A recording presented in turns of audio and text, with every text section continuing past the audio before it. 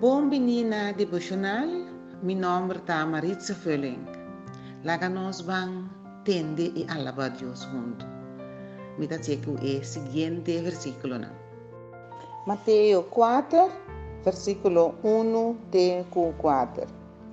Espírito de Deus arriba Jesus no deserto para o diabo curva la que cai em tentação. Depois de ayuna 40 dias largo, Jesus arranha hambre.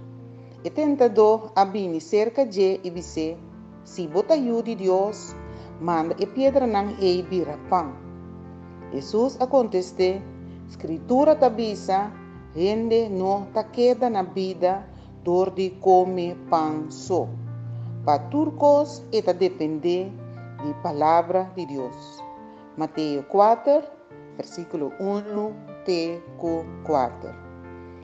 Aleluia, Tata Santo, danke. Muito bem, de boa presença, oh Deus, do nome de Cristo Jesus.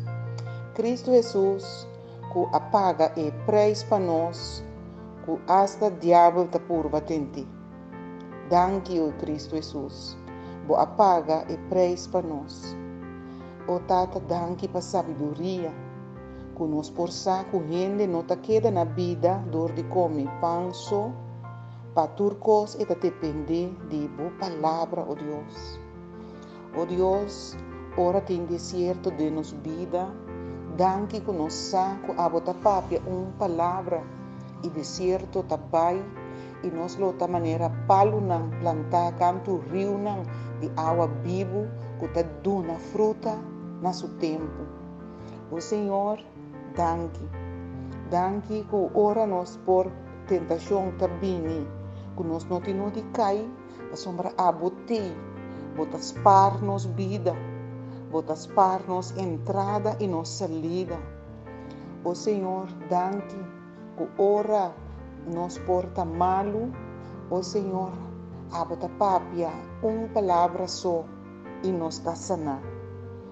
O Senhor, me te pediu papia palavra de nos vida, papia palavra de nos coração e de nos mente, para nos virar bom servidor divo, Deus, para nos virar discípulo divo, para nos virar gente que te agrada a abo, que nos por servir, que enternos coração, que enternos alma, que turnos força, oh sim, Senhor, que enternos mente, papia de nos vida, papia de nos coração.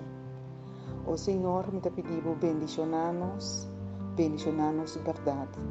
E conosá, correndo, não te queda na vida dor de come pão só, pero para turcos e te depender de boa palavra. O Senhor, bendicionar-nos, me te pede, de precioso nome de Cristo Jesus. De nome de Cristo Jesus, me te pede. Amém. Danke para escuchar e sentir-vos livre para compartilhar com uma família, um amigo, uma amistade. Danke!